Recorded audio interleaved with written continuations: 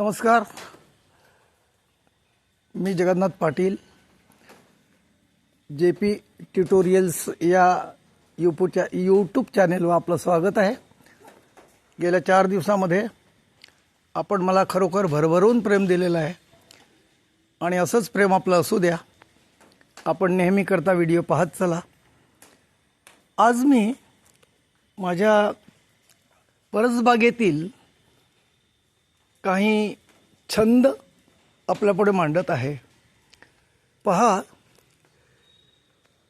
एक आंब्याचं कलम आहे. याला 3 वर्ष झालीत, पण गतवर्षी याला मोहर आला होता.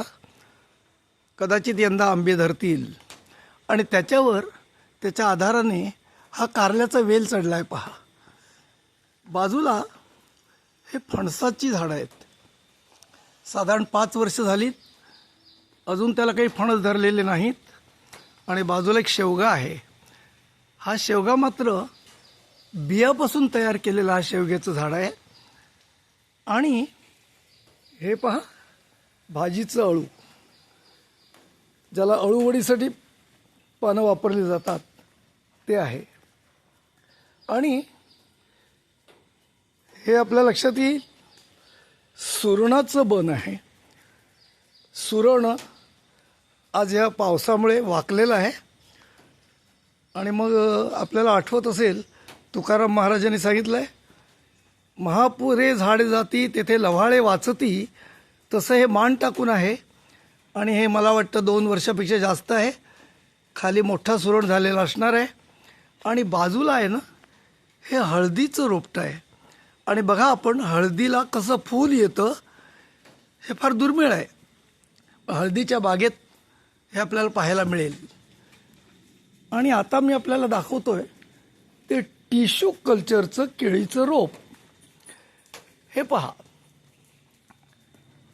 हे रोप लावून 3 वर्ष झालीत. याला 2दा लोंगर विकून आता 2 लोंगर तयार होत आहेत. एक हे लोंगर तयार आहे आणि ही केळ निसवलेली आहे. टिश्यू कल्चरने तर आपल्याकडे क्रांतीच घडवून आणलेली आहे. टिश्यू कल्चरमुळे मिळणारं पीक हे 10 पट तरी जास्त असू शकतं असं मला वाटतं. आणि आता शेतकऱ्यांनी या तंत्राचा वापर करून आपल्या शेतीमध्ये सुधारणा घडवली पाहिजे. आपल्या परिसरामध्ये आता घरं खूप झाली, जागा कमी झाल्या, पण असलेल्या जागेमध्ये, कमीत कमी जागेमध्ये 2-4 तरी केळीची झाडं लावावी.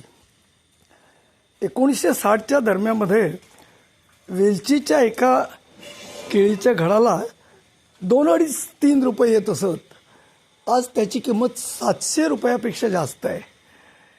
आणि टिश्यू कल्चरचा प्रकार म्हणाल तर माझ्या भावाच्या परिसरामध्ये जे एक लोंगर आलेलं आहे ते आपण पहा. हे लोंगर किती भव्य आहे आणि केळ किती लहान आहे आपण पाहू शकता. हे आता तयार होत आलेलं लोंगर आहे. आणि या लोंगराची ताकद किती असू शकेल हे पहा. आपल्या वसईला आता जळगाववरून आणि नांदेडवरून अशी काही टिश्यू कल्चरची रोपं आलेली आहेत. ती ज्यांनी लावली त्यांना अशा तऱ्हेची लोंगर मिळत आहेत. थोड्या मेहनतीमध्ये आणि संरक्षण ठेवून असं लोंगर वाढवलं तर ह्या लोंगराला आज बाजारात 1500 रुपये तरी येतील, अशा तऱ्हेचं हे लोंगर आहे. तेव्हा आपल्या शेतकऱ्यांनी हतबल न होता जर आपल्या परिसरात 10-5 झाडं जरी लावली तरी त्याचा आपल्या आर्थिक पाठबळाला उपयोग होणार आहे.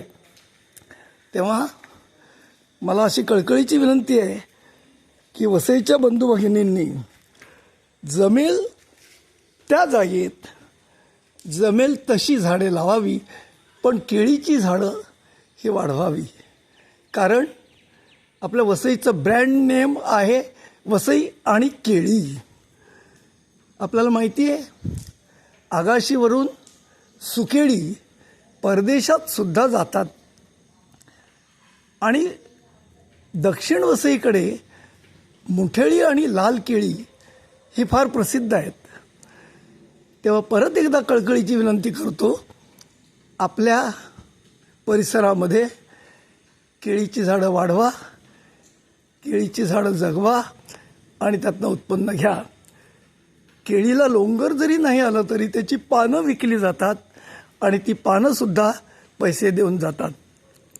केळीच्या बुडाशी जे बुंदे येतात ते सत्यनारायणाच्या पूजेसाठी वापरले जातात.